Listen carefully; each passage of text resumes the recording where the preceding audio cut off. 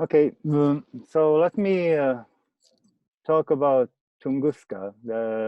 We've been there several times for the past 3-4 years, and the image that you see here is just looking at the Tunguska side. You can see there's a new growth of woods. There's not like a collapsed forest anymore, and the site looks beautiful. There's a kind of a rolling hills, and we'll be talking about it a little further. There's a geology that actually shows that there was some like a volcanic features or volcanic. There was a volcano like 250 million years ago. So this area was like a eruption site a long time ago. This is a effort of multiple people between the Russian, USA, Italy, Czech Republic, and it has been a pleasure to work on this. So just to remind you what happened, there was this airburst. We think it was an airburst that bursted at about 8-kilometer altitude and leveled the forest in an area about 50 kilometers in distance. And until now, there's no evidence of any kind of a strange material or strange impactor composition. There was a recent paper by Jenny Scans, 2019, that very nicely summarized some of the features in terms of the eyewitnesses. And so in this picture, on the left side, you can see the image where you can, there is a line, like this white line, that shows the extent of the forest that was leveled. There is this kind of a butterfly shape that indicate that perhaps the whatever was impacting into the atmosphere was arriving from east south, based on this symmetry of this kind of butterfly effect. In here, you can, besides this boundary of the leveled forest, you can see there is another line outlined by red, and that's where there was a very significant burning. Because when the object was burning high in the atmosphere, there was so much light, it was so powerful that it was able to catch the fire, the forest catch on a fire. And so this is the burning evidence. And then these lines basically show direction of the trees that when they were found and recorded was the directional strike of these trees. Now, there are also some, now when we zoom out and look from a very distance, there are these red, there are different aspects where people experience the impact event, and there's a record. Some people were felt like a shaking, and the windows were broken and so on. And from that, there was this construction of the possible pressure, overpressure that happened in this area on this scale over this region. That the Airburst model has a 12 megatons, 2,000 kilograms per cubic meter at 25 entry angle is the model. Let me go back into the site. You can see the trees that survived this episode has a signature that there was the wood, so-called late wood, stopped forming. You can see every there is a spring and summer, and then when you go towards the fall and winter, the cells are having a much higher density, but this is completely missing in this 1908 ring. And so this is one of the few evidences that something happened in here. We actually look at some of these profiles and showed that what happened here, that there was such a large pressure that when there is a tree and just underneath the bark, there are these conduits that give the nutrition to the tree, and the chemistry of these conduits, because of this pressure wave, were actually pressured inside the previous tree rings. that we showed in this study 2017. So there is an indication in a trees that that there was a pressure that was able to migrate the different type of chemistry, which is in a so-called phloem underneath the bark inside the dead wood called xylem. But to the side, in this case, we were focusing on Suzdalevo Lake, and the reason for that was that Evenki is a nation that lives in this area. Those are like indigenous tribes of people, and they are hunters, and they lived here, and they claim that this Suzdalevo Lake that you see here on the right was not present before the impact, but appeared after the impact. So this rose our eyebrow. It said, oh, maybe there's some kind of impactor in the lake, or there's something important for this lake. This is the location in terms of this collapsed forest. The yellow line is the collapsed forest, and you can see the Lake Suzdalevo is here in the southern portion inside this collapsed forest region. And when you look at the detail, you can see there is a meandering river.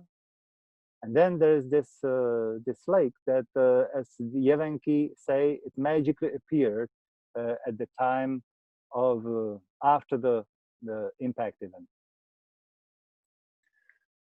So we went there, and one of the first things we wanted to make sure is it a deep lake, because if it would be like some kind of an impactor, like a high density impactor, it would be probably very deep. And so we did this bathymetry. Carlos Tangarini, who may be also on this seeing this, and so you can see it's very shallow, right? It's less than 2 meters shallow. So right away we know it's not like a site where there was some impactor coming in, because it's so shallow. And so we collected well, also the infrared image that kind of shows that the temperature kind of correlate with this bathymetry data set.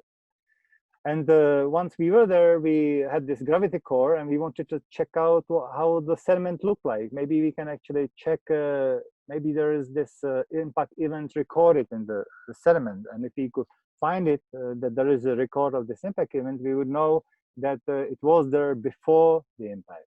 And so once this is basically a pipe that you drive down, you get the sediment, take it out, and then you just with the piston, you are basically pushing the sediment out and putting it into these sample containers. And for that, we use this method where we were detecting the radiation, because the sediment often contains like a radioactive isotopes, so like 210 lead, 137 cesium, and 226 radium. And this is the result that shows that there is this you know, decay of lead-10, and mainly we were interested in this 137 cesium that you can see it's kind of a stable. It goes a little bit up in here, then it goes down. There is another anomaly down there, because normally in this site, I mean, it's known that you can detect 161, 62, 63 nuclear tests in Nova Zembria. So this will serve as a good time marker. And so in this case, the data doesn't show. I mean, there's a possibility in here that this could have been this Nova Zembria impact. The next thing we were looking for chemical differences, how it goes with the sediment when you go down. And note that while the sediment, that there is some kind of a break between like 14 and 16 centimeters, where there is a, for example, magnetic susceptibility is just going down and just stay on the same level. There's this little peak, but I would not, this may be just an outlier, because sometimes when there is a grain, it could show such an effect. But we think that based on this catchment erosion, lake productivity, and redox conditions proxies, we think that there is some kind of a break of the thing that was happening just around 15 centimeter depth. Then we were looking on the animals and things that live in the lake, and those are chironomids. Those are like if you go fishing, sometimes you use these larvae that they could be like a centimeter too long, so which live in the lake, and how their remnants distribute with the depths. And we saw that there is actually quite interesting increase of production of these different animals that live in this lake, and that shows that actually this lake was kind of a behaving as a lake just at the time like a 16-18 centimeter, right? Before that there was not too much life in this lake.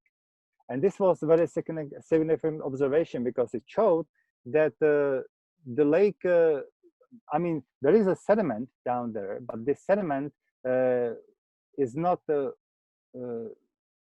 it doesn't have the characteristic lake signature. So the mud that we collected was something that may have been pre-existed as like a permafrost material that was there. And so our hypothesis based on this data is that we actually have this lake was developing as a melting of permafrost, and this Tunguska event explosion helped to break down some of the permafrost in these areas, like in this location. And then the collapse of the frozen material underneath this lake in this location started to make a dimple. And in this dimple, you just had this emergence of new living species in the sediment. And so we think that we discovered that this lake is a thermokarst origin that started to form at the time of Tunguska impact. So it kind of goes with the report of these Evenki people that it looked like that it originated after the impact, not because of the impactor, like a made a little crater, but because the energy of the impact penetrated into this region, and in some locations like this one was able to speed up the permafrost destruction, and therefore created this permafrost lake. And with this, I want to thank all the participants and also many helpers and volunteers that were helping with this project going. Thank you. Okay, thank you, Gunther. We've ended a little bit early on that one. Do we have any questions? Yes. We have one from Anya Losiak again. Why didn't you perform a carbon-14 dating of lake sediments? It's on its way. Thank you for the question. One thing why we are a little bit hesitant with carbon-14 dating is that carbon-14 dating is usually, once you go to these young ages, like 100 years and less, it's not, it doesn't give like a very good data. But we are in a process of trying to do it anyway, just to see if we could get the date in the same bulk magnitude. The dating in this area, we have an additional lake core that we are performing this dating by this radiation method. And so we think that this radiation method is one way. So we know where we are. We know that based on this 9 to 10 centimeters indicate that this is like in 1953 plus minus 17 years. And so that gives us, right around here that we have this location, which is 1953. So which is about halfway down. So this is the location where we see the break in all these proxies, where we think that the lake originated. So in a way, we think we have a dating from this location in here, but we are trying to perform also the carbon-14 dating. Thanks, Anna. At the moment, there are no more questions in the chat. Okay, then. Gunther, do you have any final comments or anything for this presentation? We've got a few more minutes. Yeah, we can say there's a few more other lakes that are in this area that we studied, and they are much deeper, and so they were probably made by like a large piece of ice that were melting away, and then the river get in. And so we collected sediment also from those lakes, and